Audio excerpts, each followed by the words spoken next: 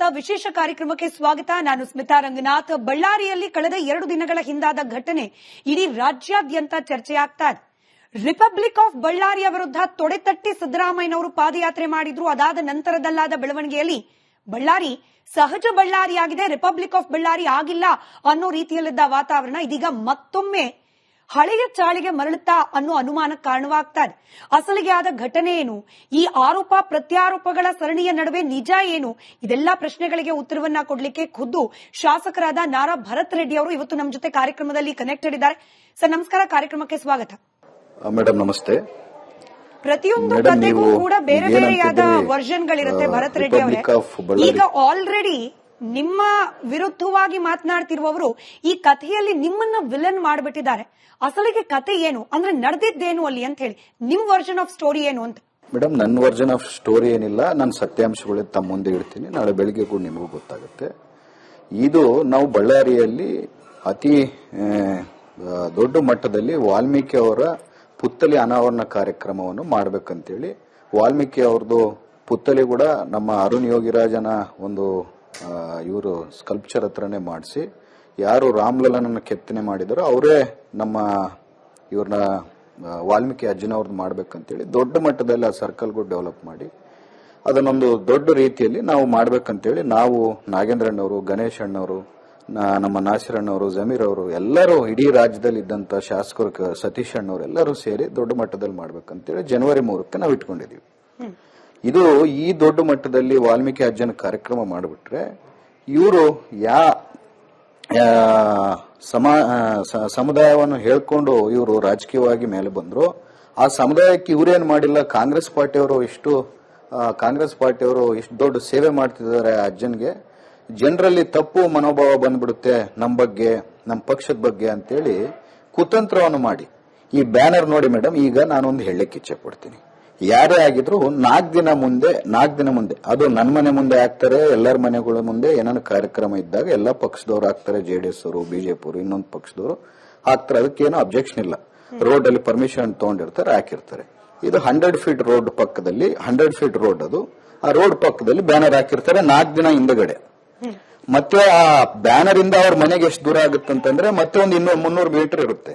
ಆ ಬ್ಯಾನರ್ಗೆ ಒಂದು 20 metre 30 metre ದೂರದಲ್ಲಿ ಅವ್ರ ಮನೆ ಕಾಂಪೌಂಡ್ ಇರುತ್ತೆ.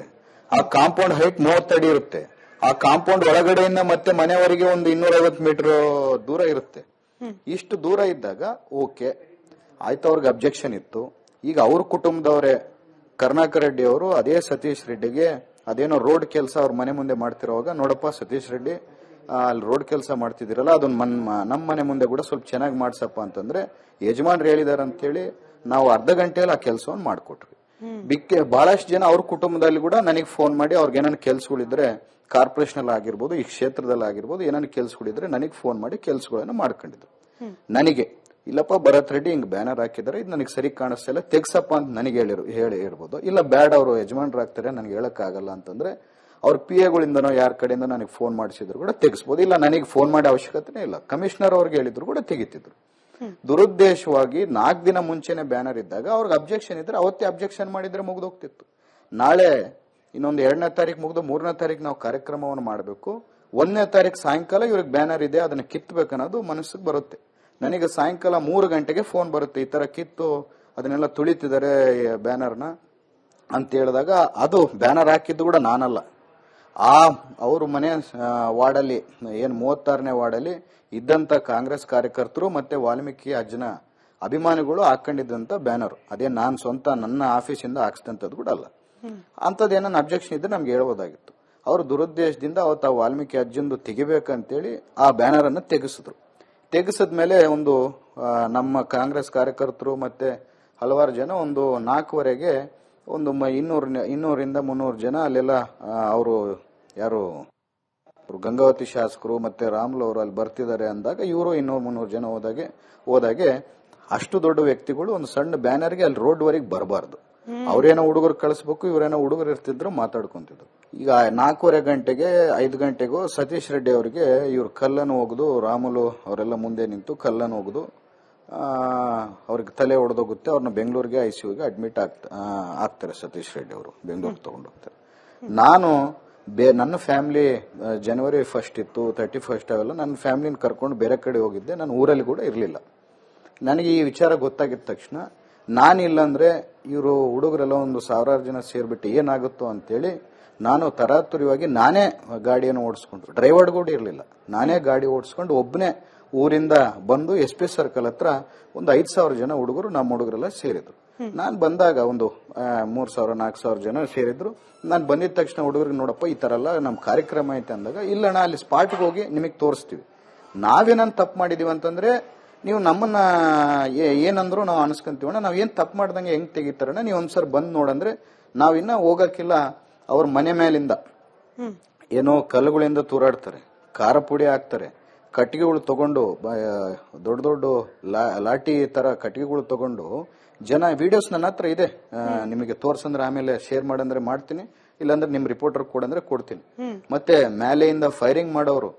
ನಾವು ಹೋಗಿದ್ದು ಏನ್ ನಡೆದಿದೆ ಅಂತ ಸಿಚುವೇಶನ್ ನೋಡಕ್ಕೆ, ಅಲ್ಲಿ ಇವರು ದುರುದ್ದೇಶ ಇಟ್ಕೊಂಡು ಇಲ್ಲಿ ಬಂದಂತ ಸಂದರ್ಭದಲ್ಲಿ ನಾವೇನೋ ಒಂದು ಮಾಡಬೇಕು, ಮುಗಿಸ್ಬೇಕಂತ ಒಂದು ದೊಡ್ಡ ದಾಂಧಲೆ ಮಾಡಿ ಆ ಕಾರ್ಯಕ್ರಮವನ್ನು ನಿಂದಿರ್ಸ್ಬೇಕಂತೇಳಿ ಇವ್ರು ಏನ್ ದುರುದ್ದೇಶವನ್ನು ಇಟ್ಕೊಂಡಿದ್ರು, ಆ ದುರುದ್ದೇಶದಲ್ಲಿ ಇವತ್ತು ಎಷ್ಟು ಜನಕ್ಕೆ ಇವರು ತೊಂದರೆ ಮಾಡಿದಾರೆ ಅಂತ ಹೇಳಿ ಭರತ್ ರೆಡ್ಡಿ ಅವರೇ ಕ್ಷಮೆ ಇರ್ಲಿ, ನೀವೇ ಹೇಳಿದಾಗೆ ಈ ಕಟ್ಔಟ್ ಬ್ಯಾನರ್ ಹಾಕಿದ ಜಾಗದಿಂದ ಅವ್ರ ಮನೆ ಸಾಕಷ್ಟು ದೂರದಲ್ಲಿದೆ, ದೊಡ್ಡ ಕಾಂಪೌಂಡ್ ಇದೆ, ಮಧ್ಯ ರಸ್ತೆ ಇದೆ, ಆ ಕಾಂಪೌಂಡ್ ರಸ್ತೆ ದಾಟಿ ಅವ್ರ ಮನೆ ರೀಚ್ ಆಗ್ಲಿಕ್ಕೂ ಕೂಡ ಸಾಕಷ್ಟು ಅಂತರ ಇದೆ.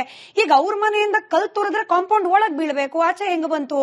ಅವ್ರ ಮನೆ ಬಾಲ್ಕನಿಯಿಂದ ನಿಂತ್ಕೊಂಡು ಗುಂಡ್ ಹಾರಿಸಿದ್ರೆ, ಇನ್ ಕೇಸ್ ಹಾರಿಸಿದ್ ನಿಜವಾದ್ರೆ ಅದು ಕಾಂಪೌಂಡ್ ಒಳಗಡೆ ಬೀಳ್ಬೇಕಿತ್ತು ಅಥವಾ ಆಚೆ ರಸ್ತೆಗೆ ಬೀಳ್ಬೇಕಿತ್ತು? ಮೇಡಮ್, ಅದು ಅದೇ ಕಾಂಪೌಂಡ್ ಹತ್ರ ಅವ್ರದ್ದು, ನೀವು ಮನೆ ನಿಮ್ಮ ರಿಪೋರ್ಟರ್ಸ್ ನೋಡಿರುತ್ತೆ, ಐಡಿಯಾ ಇರುತ್ತೆ ಮೇಡಮ್, ಅವ್ರದ್ದು ಬಹಳ ದೊಡ್ಡ ಕಾಂಪೌಂಡ್. ಆ ಕಾಂಪೌಂಡ್ ಮೇಲೆ ಹತ್ತಿ, ಆಮೇಲೆ ಆ ಕಾಂಪೌಂಡ್ ಹಿಂದ್ಗಡೆ ಅವ್ರದ್ದು ಸಣ್ಣದ ಒಂದು ಆಫೀಸ್ ಇರುತ್ತೆ. ಅಂದ್ರೆ ಆಫೀಸ್ ಅಂದ್ರೆ ಅವ್ರೇನಾದ್ರು ಪ್ರೆಸ್ ಮೀಟ್ಸ್ ಅವು ಮಾಡೋವು, ಅವೆಲ್ಲ ದಾಟಿ ಹೋದ್ಮೇಲೆ ಮನೆ. ನಾವು ಘಟನೆ ಸ್ಥಳ ಎಲ್ಲಿ ನಡೆದಿದೆ ಅಲ್ಲ, ಅಲ್ಲಿ ಹೋಗ್ಲಿಲ್ಲ, ಇನ್ನ ಈ ಮನೆ ಹತ್ರನೇ, ಮನೆ ದಾಟಿ ಹೋಗ್ಬೇಕು ಘಟನೆ ಸ್ಥಳಕ್ಕೆ. ನನ್ನ ಬ್ಯಾನರ್ ಏನು ಅವ್ರು ತೆಗೆದಿದ್ದಾರೆ ಅಂತ ಹೇಳ್ತಿದಾರಲ್ಲ, ಯಾರೋ ಹುಡುಗರು ಹಾಕಿರೋದು, ಅದಕ್ಕಿನ್ನ ಹೋಗಕ್ ಟೈಮ್ ಇತ್ತು. ಅವ್ರ ಮನೆ ಮುಂದೆನೆ ಈ ಘಟನೆ ನಡೆದಿರೋದು. ಸರಿ, ಇಡೀ ಬ್ಯಾನರ್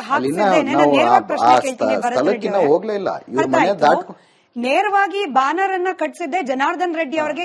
ಈ ಭಾಷೆ ಬಳಸ್ಲಿಕ್ಕೆ ನಂಗೂ ಸ್ವಲ್ಪ ಮುಜುಗರ ಇದೆ, ಬಟ್ ಹಿಂಗೆ ಮಾತನಾಡ್ತಿರೋದ್ರಿಂದ ಹಿಂಗೆ ಕೇಳ್ತೀನಿ. ಜನಾರ್ದನ್ ರೆಡ್ಡಿ ಅವರಿಗೆ ಉಳಿಸಬೇಕು ಅಂತಾನೆ ಅವ್ರ ಮನೆ ಮುಂದೆ ಕಾಂಗ್ರೆಸ್ನ ಬ್ಯಾನರ್ ಕಟ್ಟಲಾಯ್ತು.